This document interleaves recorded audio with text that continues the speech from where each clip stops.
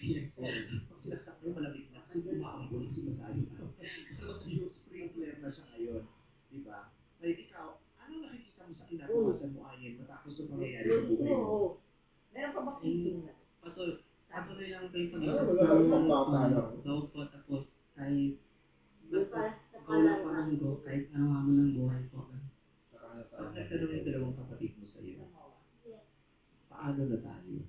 Anong sasabihin mo Mas sa kakape kanila? na lang kami. Laban lang po. Kape! Tiis-tiis lang. Oo. Ganun po. Huwag ka kape ka. Kasi sanay naman na po sa hirap since birth pa lang po. Nalibay.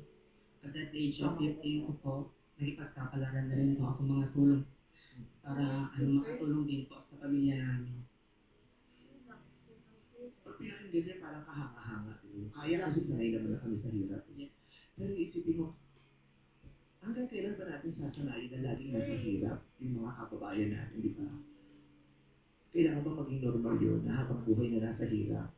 Di ba? Di ba mas masarap pakinggan niya na nagsimula tayong lahat na yes. Pero lahat tayo nakakahon, nakaangat sa mga dilupi ng buhay natin.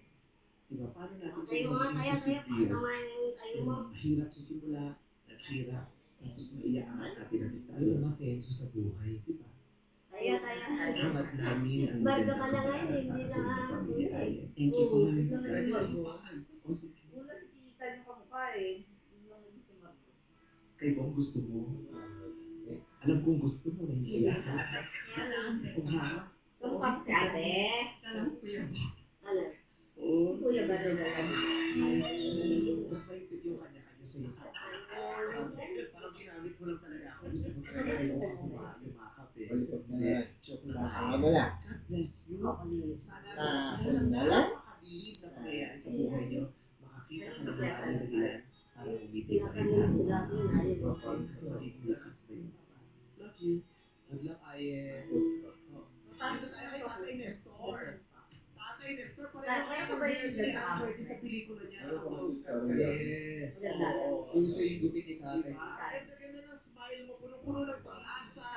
Nakakatuwa. Kamusta Tatay Nestor? Po, kahit bagong bagyo. Tagisan po kayo.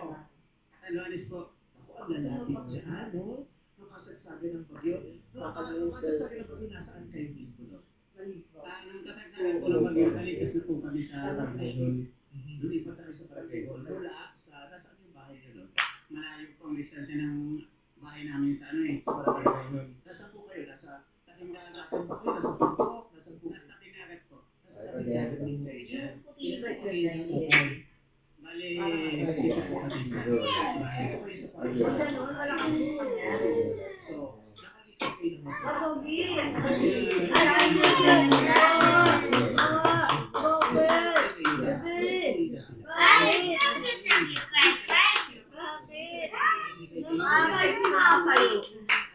Hindi na tayo tuloy.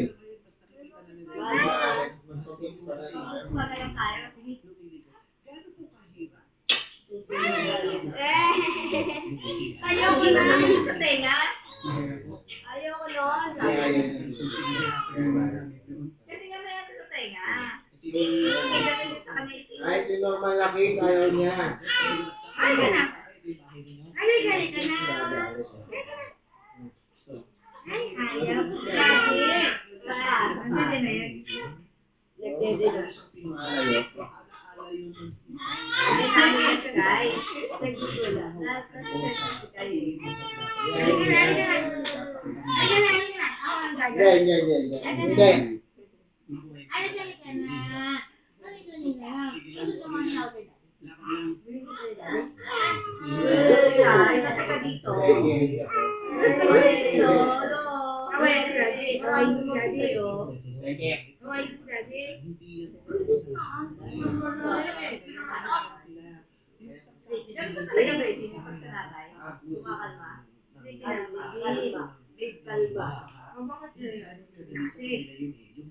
Hindi. Kalba. Kalma.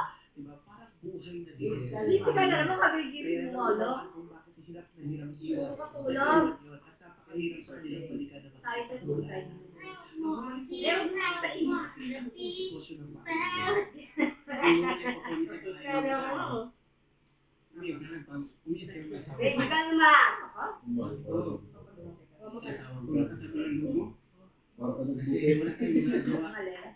Nangyari na yan. Paano po kayo bumabangon ngayon? Unti-unti ko kung ilan ko na yung mga dapat kong may sa bahay. Yung mga pwede mo mapakinabang. Nag-ayos po ako ng isang kwarto na patulugan namin.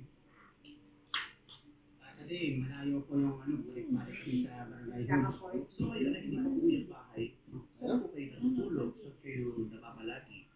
Dito sa barangay hall. Yan! Isiinin ko na yan! Opo. Ano po yung masipin mo na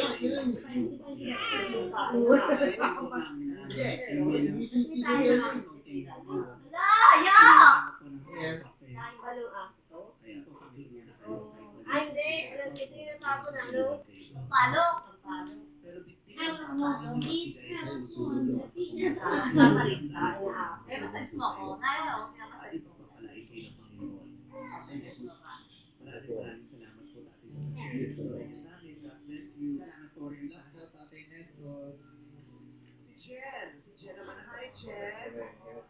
Ang ganda-ganda ng hair ni Jen. Thank you. Oo. Mukhang Hindi ako maganda. Sembong ka. Bye, Kate. Bye, Kate. Ano, kwento mo naman sa amin, anong nangyari mo sa bahay? Yung lupa namin, tabunan ng lupa. Saan ba nakatayo ang bahay ninyo? Sa bundok? Ang bundok, ang kalsada sa kabila, bundok, tapos kalsada bahay na namin. Ang ikon namin Sa sa ba kayo ng bundok? Oo. So, Landslide. kaya kayo natabunan. Yung nanay ko po, dito lang hanggang baywang. Yun namin mo natabunan. Hanggang baywang. Kasi pumasok doon sa pinto namin yung lupa. Okay. Tapos, anong ginawa nila? Hinatak ng anak kong lalaki, yung nanay ko. Putik na yan. Oo, putik na. May kasamang mga may mga kasamang mga kawayan. Buti na sa gitna yung nanay niyo ngayon. Nasagit naman kasi, nauna ko Hello? agad ng anak ko.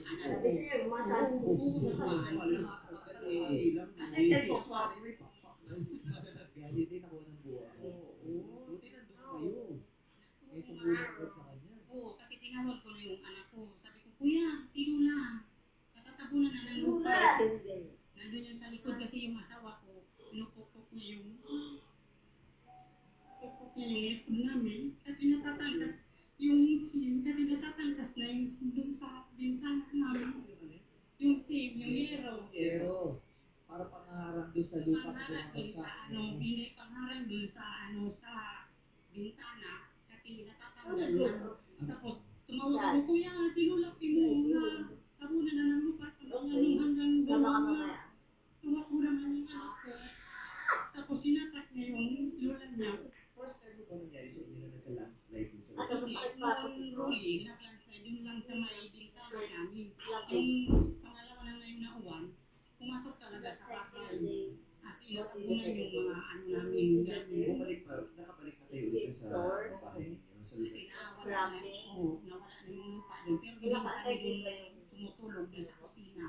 Hindi ba kayo natatakot na Natatakot. ayaw nyo sa ibang lugar na magtayo ng bahay?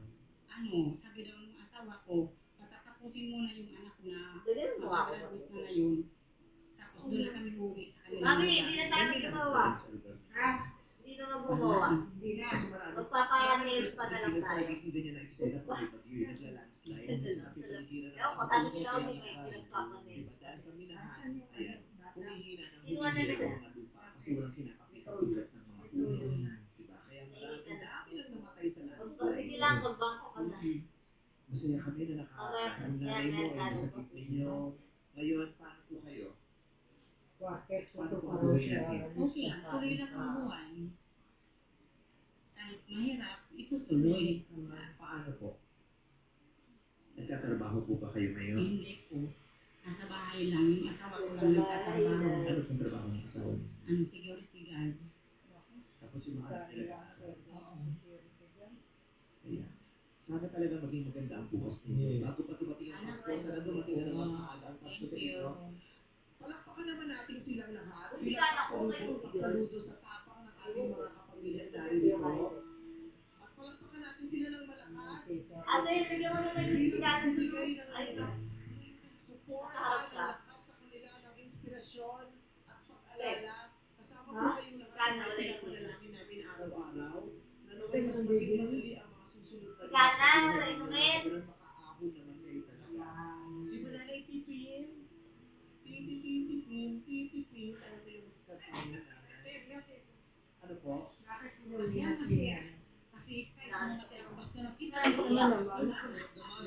Kaya ang dalawang oras. Nagkatotoo yung pangarap ko. Na matagal na akong nangarap na makapunta sa Spain sa ABS-CBN para makita ka. Very happy talaga. Very happy ka na. Oo, Very happy din ako na nandito ka sa Phil. ha? Very happy din ako. Nandito ka. Lagi ka makalulod ng sila.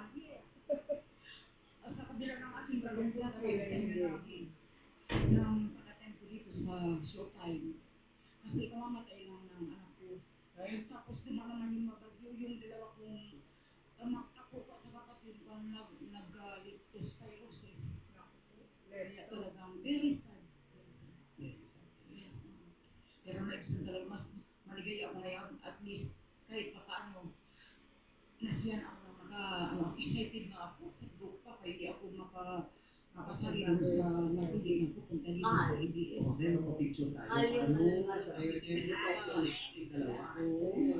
May pupunta naman.